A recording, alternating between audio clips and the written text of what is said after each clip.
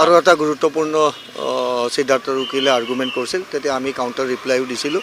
আৰ্গুমেণ্টটো আছিল যে যি পইচা মাৰিছে কোনো ফিগাৰ নাই যে ইমান পইচা মাৰিছে অমুক মাৰিছে। তেতিয়া অনাৰেবল এজিয়েও দেখাই দিছে আৰু ময়ো দেখাই দিলোঁ যে নহয়, আমি গোটেই forensic analysis of financial analysis কৰি আমি তথ্যখন জমা দিছোঁ। তাতে দেখা যায় যে 32 লাখ টকা তেওঁ ডাইৰেক্ট 1 বছৰৰ বিহু কমিটিয়ে দিয়া পইচাৰ পৰা তেওঁ আত্মসাৎ কৰিছে। যেনে উদাহৰণস্বৰূপে বিহু কমিটিৰ পৰা 10 লাখ টকা আনিছে, কিন্তু জুবিনক দেখাইছে 8 লাখে কালেকশ্যন পাইছোঁ। কিন্তু যেতিয়া পুলিচে তদন্তত এক্সামিন কৰিলে এই বিহু কমিটিৰ মেম্বাৰ্ছবিলাকক, তেওঁলোকে স্পষ্টভাৱে কৈছে নহয় আমি 10 লাখ দিছোঁ, 8 লাখ দিয়া নাই।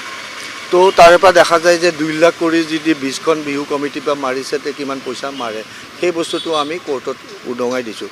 আৰু আচৰিত কথা, ইয়াতে এটা গুৰুত্বপূৰ্ণ কথা কৈ থওঁ যে মেডাম গাৰ্গে তেখেতে এখন ছাকচেছন চাৰ্টিফিকেটৰ কাৰণে এপ্লাই কৰিছিল জুবিনৰ কেছ বেলেঞ্চখিনি পাবৰ কাৰণে।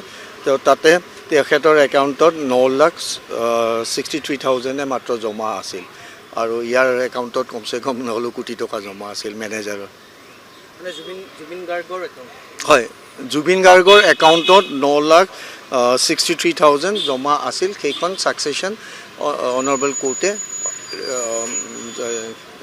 এলাউ কৰিছে ইয়াৰ ফেভাৰত, ৱাইফৰ ফেভাৰত, গৰিমা গৰ্গৰ ফেভাৰত। জুবিন গাৰ্গৰ আৰু বাকী কোনো একাউণ্টত কোনো টকা নাই নাই নাই নাই নাই, কেৱল টোটেল জমা ধন 9,63,000 জুবিন গাৰ্গৰ একাউণ্টত জমা আছিল। আৰু সেইখিনি ছাকচেছন চাৰ্টিফিকেট গৰিমা গাৰ্গ শইকীয়া ডাঙৰীয়ানে কোৰ্টে ট্ৰানজেকশ্যন কৰিব দিছে।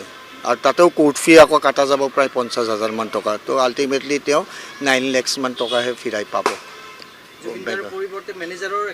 হয়, বহুত বেছি পইচা আছে, আপোনাক ক'লোৱে। আৰু ৰেকৰ্ডৰ মতে কোটি টকা, আৰু মালিকৰ একাউণ্টত 9 লাখ টকা।